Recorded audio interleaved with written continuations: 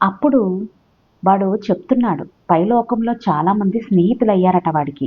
వాళ్ళు వివిధ పరిస్థితుల గురించి వాడికి సంతోషంగా తెలియచెప్తున్నారట. అంతేకాదు వాడు రాయల్ ఎయిర్ ఫోర్స్‌లో పైలట్ ట్రైనింగ్ పొందాడు కదా! దానివల్ల ఒక స్థలానికి మలుపులు తిరగకుండా నేరుగా గీత గీసినట్లు ఎలా వెళ్ళాలో వాడికి బాగా అలవాటైపోయింది. వార్విక్ షైర్ పల్లె ప్రాంతంలో ఏవోన్ నది వంకలు తిరుగుతూ పోతూ ఉంటే చాలా బాగా ఉంటుందనిపించింది. ఒకప్పుడు మా ఇల్లు ఉన్న స్థలంలో క్రిందికి నేల మీదకి దిగాం. వాళ్ళు ఉన్న ఇంటికి దిగారంట. అక్కడ చుట్టుపక్కలంతా నది వంకలు తిరిగి ఉంటుందని చెప్తున్నారు. చుట్టుపక్కల అనుకోని ఎన్నో ఇల్లులు వెలిసిన ఆ పాత స్థలం నాకు ఇంకా బాగా గుర్తుంది. ఆ ఇల్లు ఎలాంటి మార్పు లేకుండా అలాగే ఉంది. ఇంటికి ముందు వెనుక ఉన్న లాన్లు కూడా అలాగే ఉన్నాయి. మారలేదు. ఆ లాన్‌లో చిన్నప్పుడు నేను చార్లెస్ ఆడుకునేవాళ్ళం. ఇప్పుడక్కడ ఎవరు ఉంటున్నారో మరి నేనేమో తూర్పు దేశంలో స్థిరపడిపోయాను. మా నాన్నగారు చనిపోయాక ఆ ఇంటిని నడపడానికి తగినంత డబ్బు మా అమ్మ దగ్గర లేకపోయింది. అందుకనే అమ్మివేశాం. లోపలికి వెళ్ళాను. ఇప్పటికి నాకు బాగా అర్థమైపోయింది. మూసిన తలుపులు నన్ను ఆపలేవని. ఆ గదిలో అపరిచితులు ఉన్నారు. ఒకప్పుడు ఆ గదులు మాకు ఎంతో ఇష్టం. వాళ్ళని చూస్తుంటే వాళ్ళు చొరబాటుదారుల్లాగా కనపడ్డారు నాకు. నాది తెలివి తక్కువ ఆలోచనే కావచ్చు కానీ అలా అనిపించింది. ఇంట్లో ఫర్నిచర్ అంతా మారిపోవడంతో ఇంటి వాతావరణం అంతా మారిపోయింది. ఎక్కువసేపు అక్కడ ఉండకుండా లండన్‌కి తిరిగి వచ్చేసాం. ఆహ్, పికడిల్లీ సర్కస్ సెంటర్‌లో నిలబడ్డం చాలా థ్రిల్లింగ్‌గా అనిపించింది. ప్రశాంతమైన వాతావరణం ఉన్న రోజుల్లో అక్కడ పూలు అమ్మే అమ్మాయిలు ఉండేవారు. పాడైపోతుందన్న భయంతో ఈరోస్ విగ్రహాన్ని తొలగించారంట. జనం ఇంకా కిటకిటలాడుతూనే ఉన్నారు. బస్సులు, టాక్సీలు తిరుగుతూ ఉన్నాయి. ఉన్న తేడా దేనిలోనంటే యూనిఫామ్ వేసుకున్న స్త్రీ పురుషుల సంఖ్యలో ఉంది. మామూలు దుస్తుల్లో ఉన్నవాళ్ళ సంఖ్య యూనిఫామ్ వేసుకున్న వాళ్ళ సంఖ్య కంటే ఎక్కువగా ఉంది. అప్పుడు గుర్తొచ్చింది నాకు. ఇంగ్లాండ్ ప్రస్తుతం యుద్ధంలో పాల్గొంటున్న దేశం. అంతేకాదు ఇంగ్లాండ్‌లో ఉన్న ఆరోగ్యవంతులు స్త్రీలు గాని, పురుషులు గాని తమ మృతదేహాన్ని కాపాడుకోవటంలో తమ వంతు పాత్ర చక్కగా పోషిస్తారు. 7 గంటల ప్రాంతంలో చార్లెస్ అన్నాడు. ట్రొకాడో ట్రొకాడెరోలో ట్రొకాడో ట్రొకాడెరో గ్రిల్‌లో భోజనం చేద్దామని. సరేనని లోపలికి వెళ్ళాం. చాలా టేబుల్ దగ్గర మనుషులు కూర్చుని ఉన్నారు. నా భారతీయ నేస్తం నన్ను చార్లెస్ దగ్గరికి వదిలేసి మీరు భోంచేసి రండి. నాకు చిన్న పని ఉంది. నేను చూసుకొని వస్తాను అనగానే నాకు చార్లెస్ మీద చాలా నమ్మకం. అంటే ఇక్కడ తనకన్నీ తెలుసని గురువుగారు తనకు అప్పచెప్పి మరి కొద్దిసేపు పనుందని చెప్పేసి బయటికి వెళ్లారు. భౌతిక తలంలో నిజంగా ఉండే భోజనశాలని ఊహతో సృష్టించుకొని సూక్ష్మ తలంలో భోజనం లేదా డ్రింక్ తీసుకునేటప్పుడు తెలుసుకోవలసిన ముఖ్యమైన విషయాన్ని చార్లెస్ చెప్పాడు. మనం హాస్టల్ స్థాయిలో ఉండి భౌతిక స్థాయిలో ఉన్న టేబుల్ దగ్గరికి కూర్చోవాలనుకోవటం ఎప్పుడూ తెలివి తక్కువ తనమట. ఎందుకంటే మనం అవతలి వాళ్లకు కనపడం కాబట్టి టేబుల్ దగ్గర ఖాళీగా ఉందనుకొని ఎవరైనా వచ్చి కూర్చుంటారట. అప్పుడు మనకు కొంచెం ఇబ్బందిగా ఉంటుందట. వాళ్ళు వచ్చి కూర్చున్నప్పుడు మనం ఆ కుర్చీలో కూర్చొని ఉన్నామన్న సంగతి వాళ్ళకి తెలీదు. రోడ్డు మీద నడుస్తున్నప్పుడు వాళ్ళ గుండా వెళ్ళిపోతాం గదా! అలాగన్నమాట. అప్పుడు తెలియనట్లే ఇప్పుడు వాళ్ళకు తెలీదు. నువ్వు హాస్టల్ శరీరంతో కూర్చొని ఉన్న కుర్చీలో భౌతిక శరీరంతో ఎవరైనా వచ్చి కూర్చుంటే నీకు నీకేదైనా అనిపిస్తుందనుకుంటావు సహజంగానే. ప్రత్యేకంగా ఇబ్బందికరమైన ఫీలింగే ఇది అనిపించొచ్చు గానీ, సుఖంగా అయితే అనిపించదు. కాబట్టి ఆ ఇబ్బంది లేకుండా ఉండాలి అంటే ఏ టేబులు లేని చోట మన కోసం మనం ఒక హాస్టల్ టేబుల్‌ని సృష్టించుకోవాలి ఆలోచనతో. వెంటనే అక్కడ ఒక టేబుల్‌ని సృష్టించి నన్ను కూర్చోమన్నాడు చార్లెస్. కావాలి అంటే తన ఆలోచనతో అచ్చంగా అక్కడున్న వెయిటర్ లాగానే ఉండే ఒక వెయిటర్‌ని సృష్టిస్తానని, అయితే అక్కడుండే ఎవ్వరికీ ఆ వెయిటర్ కనిపించడని చెప్పాడు. చెబుతూనే ఒక వెయిటర్‌ని సృష్టించాడు. అతను మా టేబుల్ దగ్గరికి వచ్చి ఏం త్రాగుతారు అని అడిగాడు.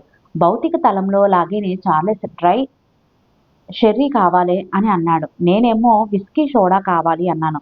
ఎందుకడిగానంటే ఇప్పుడు జరుగుతున్న ఈ ప్రయోగం కోసం గత 2 రోజులుగా ఆల్కహాల్ నిషేధించబడింది. ఇక్కడ అది వర్తించదని చార్లెస్ చెప్పాడు. అందుకే ఆల్కహాల్ ఆర్డర్ చేశాను. మేము ఆర్డర్ చేసినవి మాకు వచ్చేసాయి. నేను ఆల్కహాల్ ఎలా ఉండాలని అనుకున్నానో అచ్చం అలాగే ఉంది. నాకు ఇంకా ఏం చెప్పారంటే నేను భౌతిక రూపంలో విస్కీ విస్కీ రుచి చూడకుండా ఉండి ఉన్నట్లయితే ఇక్కడ నేను విస్కీ రుచిని మెచ్చుకోలేనని, అయితే దాని రుచి ఎలా ఉంటుందని నేను ఊహిస్తున్నానో అలాంటి రుచి మాత్రం దానికి తప్పకుండా ఉంటుందని ఒకరోజు మా భారతీయ నేస్తం చార్లెస్కి ఇవన్నీ నేర్పిస్తున్నాడు అని, అప్పుడు చార్లెస్ ఆయన్ని హాట్ డ్రింక్ తాగమన్నాడని, అప్పుడు ఆయన ఒక గ్లాసు నీళ్ళు మాత్రం తెప్పించుకున్నారని చెప్పాడు. తాను విస్కీ త్రాగినా, షెర్రీ త్రాగినా, వోడ్కా త్రాగినా ఏమీ ఉండదన్నారట. ఎందుకంటే తన ఇప్పటికీ భౌతిక జీవితంలో తాను ఎన్నడూ ఇవేమీ రుచి చూడలేదు కాబట్టి, వాటి రుచులను ఊహించుకోవడానికి కూడా అవకాశం ఉండదు. కాబట్టి వాటి వల్ల ఆనందమే ఉండదని చెప్పారట. ఇదే రూలు బీడీలు, సిగరెట్లు త్రాగేటప్పుడు కూడా వర్తిస్తుంది. మా భారతీయ నేస్తం ఎప్పుడు పొగ తాగి ఎరగదట. అందుకని హాస్టల్ స్థాయిలో ఆయనకు సిగరెట్ త్రాగమని ఇచ్చినా కూడా ఆయన నిరాకరించేవారట. దానిలో నుంచి వచ్చే ఆనందం ఆయనకు తెలిస్తే కదా, దాని ఆలోచన రూపాన్ని ఎలా తయారు చేసుకోవాలో ఆయనకు తెలియదు. ఈ లాజిక్ బాగా ఉందనిపించింది. నా మట్టుకు నాకు హాట్ డ్రింక్ త్రాగిన అనుభవము ఉంది, పొగ తాగిన అనుభవం ఉంది. కాబట్టి ఆ రెండు ఆనందాలను పొందగలుగుతాను. ఇద్దరము డ్రింకులు సిప్ చేస్తూ అందరినీ గమనిస్తున్నాం. చుట్టుపక్కల ఉండేవాళ్ళు కబుర్లు చెప్పుకుంటున్న శబ్దాలు వినబడుతూనే ఉన్నాయి మాకు. దాంతో బాగా తెలిసిపోయింది ప్రతి భౌతిక శబ్దానికి దానికి సంబంధించిన హాస్టల్ శబ్దం ఉంటుందని, ఆ శబ్దం హాస్టల్ శరీరంలో తిరుగుతున్న వాళ్లకు వినబడుతుందని. రకరకాల మనుషులు ఆ హోటల్లోకి వస్తూ పోతూ ఉన్నారు. వాళ్ళని చూస్తుంటే అప్పట్లో ఇంగ్లాండ్ తన మనుగడ కోసం పోరాడుతుందని అస్సలు అనిపించడం లేదు. వాళ్ళంతా లైఫ్ని హాయిగా ఎంజాయ్ చేస్తున్నట్లుగా కనిపిస్తున్నారు. హాయిగా నవ్వుకుంటున్నారు, పిచ్చాపాటిగా కబుర్లు చెప్పుకుంటున్నారు. ఎడతెరిపి లేకుండా ఒక అతను ఎడతెరిపి లేకుండా వాళ్ళందరూ కూడా వాళ్ళ వాళ్ళ వర్క్స్లోనే ఉన్నారనమాట. ఒక అతను వచ్చాడు అక్కడికి. అతను వైమానానికి దళ యూనిఫామ్ వేసుకుని ఉన్నాడు. అంటే వైమానికి దళ యూనిఫామ్ వేసుకుని ఉన్నాడు. చార్లెస్ అతన్ని ఓ కేకేసి పిలిచాడు. వాళ్ళిద్దరూ ఒకరినొకరు చాలా ఉత్సాహంగా పలకరించుకున్నారు. చార్లెస్ అతన్ని మా టేబుల్ దగ్గరికి పిలుచుకొచ్చి నాకు పరిచయం చేశాడు. అతని పేరు రాయ్ చాప్మాన్. అతను ఒక పైలట్. కొన్ని నెలల క్రితమే అతను బ్రిటన్ యుద్ధంలో చనిపోయాడు. అతను మంచివాడు. సూక్ష్మ పరిస్థితుల్లో జీవితం ఎలా ఉంది అడిగాడు అతన్ని. అతని సమాధానం వివేకాన్ని కలిగించేదిగా ఉంది. బాగానే ఉంది, కానీ కొంతకాలం గడిచాక బోర్ కొడుతుంది. మొదట్లో హాయిగానే అనిపిస్తుంది. డబ్బు ఖర్చు పెట్టాల్సిన అవసరం లేకుండానే అనుకున్నవన్నీ సమకూరిపోతాయి కదా. అందుకే కొత్తగా అనిపించింది, సరదాగా ఉంటుంది. తర్వాత ఆ కొత్తదనం కాస్త పాతబడిపోతుంది. ఉన్నదున్నట్లు చెప్పాలి అంటే దీనికన్నా పాత సైనిక విభాగంతో ఉండడమే మేలు అనిపిస్తుంది నాకు. విషయాలు అడిగి తెలుసుకోవడానికి నాకు ఇదొక గొప్ప అవకాశం అనిపించింది. మరైతే టైంపాస్ ఎలా జరుగుతుంది అని అడిగాను. నా ఆత్మ ఎలా నడిపిస్తే అలా నడుస్తున్నాను. ప్రస్తుతం ఈ క్షణంలో డిన్నర్కి వస్తానన్న అమ్మాయి కోసం ఎదురు చూస్తున్నాను. ఆ అమ్మాయి బ్రతుకుందా, చనిపోయిందా? చనిపోయిందిలే. బ్రతుకున్న వాళ్ళతో డేటింగ్ చేయాలనుకోవడం తెలివి తక్కువతనం. హాయిగా సరదాగా గడుపుతుంటే ఉన్నట్లుండి తమ శరీరాల్లోకి తిరిగి వెళ్ళిపోవాల్సి వస్తుంది వాళ్ళకు. ఇంకొన్ని నిమిషాల్లో ఆ అమ్మాయి రావాల్సి ఉంది. ఈలోగా అతని దగ్గరికి కూపీలాగి తెలుసుకున్నాను. అన్ని రకాల మామూలు ఆటలు ఆడడానికి ప్రయత్నించాడట. కానీ అవన్నీ బోర్ కొట్టాయట. ఉదాహరణకు చెప్పాలి అంటే అతను గోల్ఫ్ ఆట ఆడాలని ప్రయత్నించినప్పుడు అతను బ్రతికుండగా వికలాంగుడట. ఆడలేకపోయాడట. ఎందుకంటే ఆ ఆటలో నీ దగ్గర ఒక బడ్డీ గాని ఈగిల్ గాని ఉన్నట్లు ఊహించుకుంటే చాలు కదా. అక్కడ పోటీకి తావులేదు. ఆడేటప్పుడు చేయవలసిందల్లా ఏమిటంటే అవతలి వాడిని ఓడిస్తున్నట్లుగా ఊహించుకోవడమే. పని జరిగిపోతుంది. మరి బిలియర్డ్స్ ఆటకు కూడా ఇదే వర్తిస్తుంది. ఎంత గొప్పగా ఆడినా అది కేవలం నీ సంకల్పం మాత్రాన జరిగేది కాబట్టి దానిలో సరదానే ఉండదు. ఛాన్స్ అనే దానికి అక్కడ అవకాశమే ఉండదు. తెలివితేటలతో ఆడే ఏ ఆటలోనూ ఆనందమే కనపడదు. చూసి తెలుసుకునే కొద్దీ నాకు అర్థం కాసాగింది. మా భారతీయ నేస్తం చెప్పింది కరెక్టేనని. ఒక వ్యక్తి వ్యాపకాలు కేవలం భౌతిక పరిస్థితులకు మాత్రమే పరిమితమైనవైతే అతని హాస్టల్ జీవితం పరమ బోరు కొడుతుందని. మరి అనుకున్నవన్నీ అనుకున్నట్లే జరిగిపోతే మరి ఇంకేముంటుందండి మరి ఆనందం అందులో. రాయిని అడిగాను, సంగీతం పట్ల గాని, చిత్రలేఖనం పట్ల గాని ఆసక్తి ఉందా బ్రతుకున్న రోజుల్లో అని. దానికి సమాధానంగా అతడు లేదని చెప్పాడు. అప్పటికప్పుడు బుద్ధి పుడితే డాన్స్ చేసేవాణ్ణి తప్ప ఆసక్తి ఉండేది కాదట. అలాగే సంగీతం కూడా ఎప్పుడన్నా ఇష్టపడేవాడట. అయితే దాని గురించి ఎప్పుడూ సీరియస్‌గా మాత్రం ఆలోచించలేదట. అప్పుడు నాకు అనిపించింది, ఇలా ఫ్రెండ్‌ని కలవటము, భౌతికతల జీవితాన్ని ఇంకా పట్టుకు వేలాడటము కాలక్రమంలో విసుగు అనిపిస్తాయట. అప్పుడు మరో విషయం పట్ల ఆసక్తి పెంపొందించుకోవాల్సి వస్తుంది. లేకపోతే అక్కడ జీవితం చెప్పలేనంత బోర్ కొడుతుంది. అటువంటి సమయంలో అతని గర్ల్ ఫ్రెండ్ వచ్చింది. అటువంటి వాళ్ళని ఎలా బుట్టలో వేసుకోవాలో అతనికి బాగా తెలుసు. ఆ అమ్మాయి చాలా అందంగా ఉంది. నిజంగానే అందగత్తె. అక్కడి నుంచి వాళ్ళు మెట్లు దిగి గ్రిల్ రూమ్‌ల వైపు వెళ్తుంటే చూడముచ్చటైన జంటగా కనిపించారు. గ్రిల్ రూమ్‌లో భోజనం చేయాలని ఏర్పాట్లు చేసుకున్నారు వాళ్ళు. నేను చార్లెస్‌తో చెప్పాను. హాస్టల్ పరిస్థితుల్లోకి తొలిసారిగా బడినప్పుడు ఏమనిపించిందో, ఎలా అనిపించిందో తెలుసుకోవాలని అనిపించిందన్నాను. ఆ విషయం గురించి అతను మాట్లాడడానికి ఇష్టపడతాడని తాను అనుకోవటం లేదని అన్నాడు. అతనే కాదు, ఎవ్వరూ ఇష్టపడడం అన్నాడు.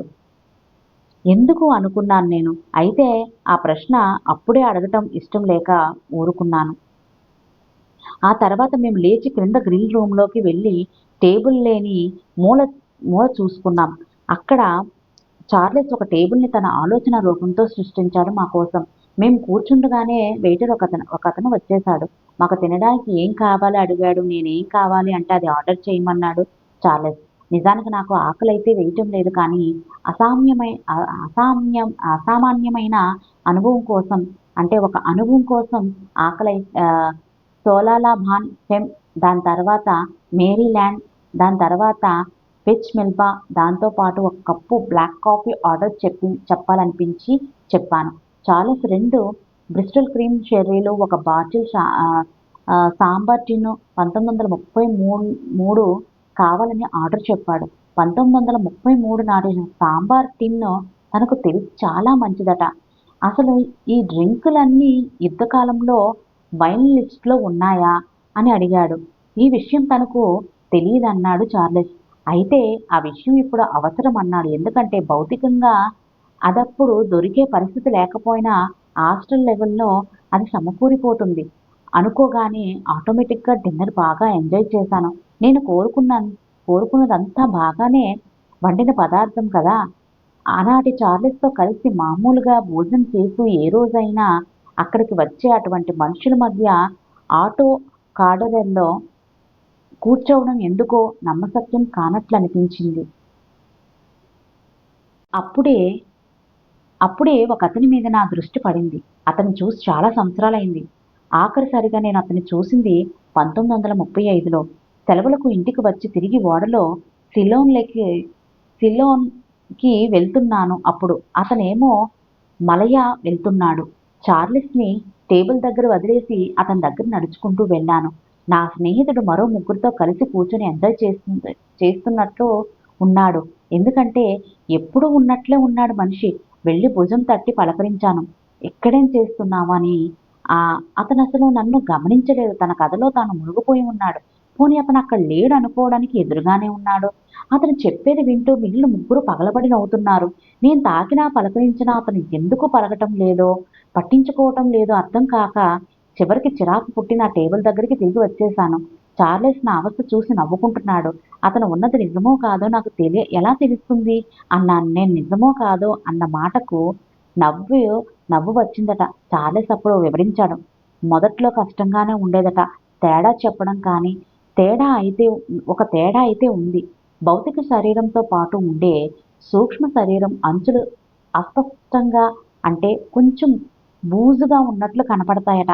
అలా కాకుండా స్థూల శరీరాన్ని నిద్రలో వదిలిపెట్టి వచ్చిన ఆస్తుల శరీరానికి లేదా స్థూలాన్ని త్యజించి శాశ్వతంగా సూక్ష్మ లోకానికి వచ్చేసిన ఆస్తుల శరీరానికి అంటే ఇక్కడ ఆస్తుల శరీరం భౌతిక శరీరం వెంట లేదు. అంచులు స్పష్టంగా కనపడతాయట. ఇంకో తేడా కూడా ఉందట. స్థూల శరీరాన్ని తాత్కాలికంగా వదిలిపెట్టే వదిలిపెట్టి కాసేపటి కోసం వచ్చిన ఆసు శరీరానికి ఒక పల్చటి వెండి తీగ, ప్రాణమయ తీగలాగా సిల్వర్ కార్డు ఉంటుంది. అయితే వాళ్ళు సూక్ష్మలోకంలోకి శాశ్వతంగా వచ్చిన వాళ్ళు ఉన్నంత సజీవంగా కనబడరట. ఆ ప్రాణమయ తీగ అంత సులువుగా కనపడదట. ఏదేమైనా ఈ తేడాలను తొందరగానే అలవాటు పడతామట. ఇందాక కనపడి వెళ్ళిన రాయ్ చాప్మాన్కు ఆ హోటల్లో ఉన్న మిగతా వాళ్లకు తేడా గమనించాడు చార్లెస్. నిజమే, తేడా తెలుస్తుంది. మిగిలిన వారి శరీరాలు అంచుల కంటే రాయ్ శరీరం అంచు మరింత స్పష్టంగా కనబడుతుంది. దీనికి కారణం ఏమై ఉండవచ్చునంటే ఆసు శరీరాన్ని మాత్రమే శాశ్వతంగా వాడేటప్పుడు, అంటే చనిపోయాక ఆత్మ ఉనికికి ద్విపాత్రాభినయనం ద్విపాత్రాభినయం ఉండదు. భౌతిక శరీరంలో ఉన్నప్పుడు అటు సూక్ష్మ శరీరంలోనూ ఇటు స్థూల శరీరంలోనూ కూడా అది పనిచేయాలి. కాబట్టి ఈ అస్పష్టత. మా డిన్నర్ అయిపోయి వచ్చింది. బ్రాందీ సిప్ చేస్తూ కూర్చున్నాను. మరి క్యాబ్రా డ్యాన్స్లు మొదలు కాబోతుంది. యుద్ధ వాతావరణం, టెన్షన్ నుంచి వీలైనప్పుడల్లా మనిషి బయట పడడం ఎంత అవసరమో నేను గ్రహించాను. అయితే ఇక్కడ మా చుట్టూ ఉన్న వాళ్లలో యుద్ధ వాతావరణం కనబడలేదు. కానీ ఇక్కడ చేరిన వాళ్లలో యుద్ధ ఆనందం కనబడుతున్న లోపల టెన్షన్, దిగులు, తమ వాళ్లకు ఏ క్షణంలో ఏమవుతుందో అని. క్యాబ్రా డ్యాన్సుల్లో కొందరు ఆడవాళ్ళు కొద్దిపాటి బట్టలు వేసుకుని డ్యాన్స్ చేస్తున్నారు. డ్యాన్స్ చేస్తూ వాళ్ళ టేబుల్ మధ్య ఉన్న ప్రతి అంగుళాన్ని తమ కదలికలకు, అడుగులకు ఉపయోగించుకుంటున్నారు. ఆ ఖాళీ స్థలంలో మా ఆస్టర్ టేబుల్ ఉంది. వాళ్ళు కదులుతుంటే మళ్ళీ నాకు అదే విచిత్రమైన అనుభూతి. మన సూక్ష్మ శరీరం గుండా ఇతరులు భౌతిక శరీరాలు వెళ్తుంటే వచ్చే అనుభూతి. ఆ క్యాబ్రా డ్యాన్సులు పూర్తయ్యాక చార్లెస్ నన్ను ఒక చిన్న నైట్ క్లబ్కు తీసుకువెళ్తున్నాడు. వాడు చనిపోయే ముందు ఆ క్లబ్లో సభ్యుడిగా ఉండేవాడు. ఆ క్లబ్ ఏ వీధిలో ఉందో కూడా నేను మర్చిపోయాను.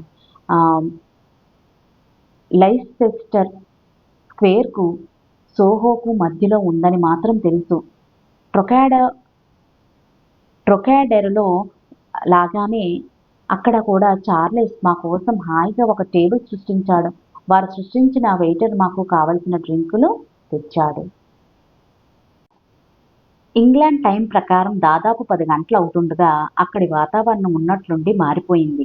ఆ నైట్ క్లబ్ కిటకిటలాడిపోయింది. సైన్యంలో ఉన్న వాళ్ళు వచ్చేసేవారు. వాళ్ళల్లో అక్కడక్కడ మామూలు వాళ్ళు కూడా ఉన్నారు. ఉన్నట్లుండి శత్రు విమాన దాడిని సూచిస్తూ సైరన్లు మ్రోగాయి. చాలా ఆసక్తికరమైన అనుభవం అది. బాధ, దిగులు అన్నవి లేకుండా ప్రతి ఒక్కరూ ఒక పద్ధతిలో కదులుతున్నారు. వాయుదాడులు జరిగినప్పుడు లండన్ వాసులు దాక్కోవడానికి వీలుగా విచిత్రమైన స్థలాల్లో, ట్యూబుల్లో కూడా షెల్టర్లు కట్టి ఉన్నారు. ఆ షెల్టర్లోకి వెళ్ళి దాక్కుంటున్నారు అందరూ. మేం క్లబ్లో నుంచి బయటకొచ్చి పికడిల్లీలో నడుస్తున్నాం.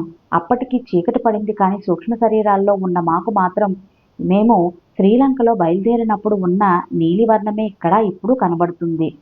అప్పటికే బాంబులు పడుతున్న చప్పుడు వినబడుతుంది. ప్రతి క్షణం తుపాకులు పేల్చిన శబ్దాలు గాల్లో వినపడుతున్నాయి. కొంచెం సేపు ప్రశాంతించినట్లయింది. ఇంతలో ఒక ఇంగ్లీష్ ఫైటరు విమానం కార్యరంగంలోకి దూకింది. దాదాపు ఆ సమయంలో నేను గమనించాను. మా భారతీయ నేస్తం మళ్ళీ మాతోనే ఉన్నాడు. మేం వెళ్ళి ఏదైనా సాయం చేయగలమేమో అన్నారాయన. ఆయన ఉద్దేశం ఏమిటో నాకు అప్పుడు అర్థం కాలేదు. అయినా అలాగే ఆయన్ని అనుసరించాం. వెంటనే లేచి బిల్డింగుల పైకి ఎగిరాం. లండన్ పైన ఉన్నాం గాలిలో. మా చుట్టూ బ్రిటిష్ యుద్ధ విమానాలు, శత్రువుల బాంబులు విమానాలు ఉన్నాయి. చూస్తే చార్లెస్ మాతో కనబడలేదు. దారి తప్పిపోయాడా అన్నాను ఆయనతో. కాదు, ఇలా కుక్కల్లా కాట్లాడుకోవటం జరిగితే అక్కడ వాడు ఉండడట. ఈ మధ్యనే కదా వాడిని కాల్చి చంపేశారు. ఆ జ్ఞాపకం ఇంకా వాడి మనసులో పచ్చిగానే ఉందట. ఆ జ్ఞాపకం వాడి మనసులో పచ్చిగానే ఉందట. అందుకనే ఇలాంటప్పుడు మాయమైపోతాడట. బహుశా తర్వాత కనపడతాడేమో అన్నాడు మా భారతీయ నేస్తం. కానీ ఆ తర్వాత వాడు నాకు అసలు కనపడనే లేదు. ఆ విషయం నాకు ఇప్పుడు అర్థమవుతుంది. ఈ యుద్ధ నరకం ద్వారా సాగం. బాంబులు, మిషన్ గన్నుల చప్పుళ్ళు వినబడుతూనే ఉన్నాయి. యుద్ధ విమాన పైలట్ జీవితం ఏమిటో మొట్టమొదటిసారిగా చూశాను. ఒక్కోసారి డ్యూటీల మధ్య వాళ్ళు బాధ్యతారహితంగా ప్రవర్తిస్తుంటారు. అందుకు కారణం అలా డ్యూటీలో గాలిలో ఉన్నప్పుడు వాళ్ళు ఒత్తిళ్లకు గురి అవుతారు. దాని ఫలితమే ఆ ప్రవర్తనను గ్రహించాను. అప్పుడే నాకు అర్థమైంది. తినండి, త్రాగండి, సంతోషంగా ఉండండి. రేపు చచ్చిపోతాం కదా అని పూర్వం నుంచి పెద్దలు ఎందుకంటారో ఈ మాట తప్పకుండా ఈ యుద్ధ సైనికుల గురించే చెప్పి ఉంటారు. తీరిక దొరికిని తీరిక దొరికి వాళ్ళు ఎంజాయ్ చేయగలిగినప్పుడు సర్వ విధాలా రిలాక్స్ కావాలని వాళ్ళు కోరుకుంటే మనం తప్పు పట్టగలమా? మా భారతీయదేశం ఒక విమానం వెంటపడ్డాడు. అది హోరాహోరీగా యుద్ధం చేస్తున్న విమానం. దాన్ని దానికి ఏం గతి పట్టబోతుందో ఆయనకి తెలిసినట్లుంది. కొన్ని క్షణాల్లోనే ఒక మిషన్ గన్ నిప్పులు కక్కడంతో ఆ విమానం నేలకొరిగిపో పోతుంది. అది ఎంత వేగంగా గింగిర్లు తిరుగుతూ కిందకు పడిపోతుందో అంత వేగంగాను మేము దాని వెంట వెళ్ళాం. దాని ఇంజిన్‌లో నుంచి మంటలు రావడం కనిపించింది. క్రమేణా ఆ మంటలు ఆ విమానం మొత్తం చుట్టుముట్టాయి. ఆ విమానం బాధాకరమైన శబ్దంతో వెళ్లి నేలను తాకింది. దానిలోని పైలట్ ఎగిరి దాని శకలాల మధ్య పడ్డాడు. కొన్ని క్షణాల వరకు అంతా మంటలమయం. వెంటనే అంబులెన్సులు వచ్చాయి గానీ ఆ పైలట్‌ను ఏ విధంగానూ కాపాడలేని పరిస్థితి.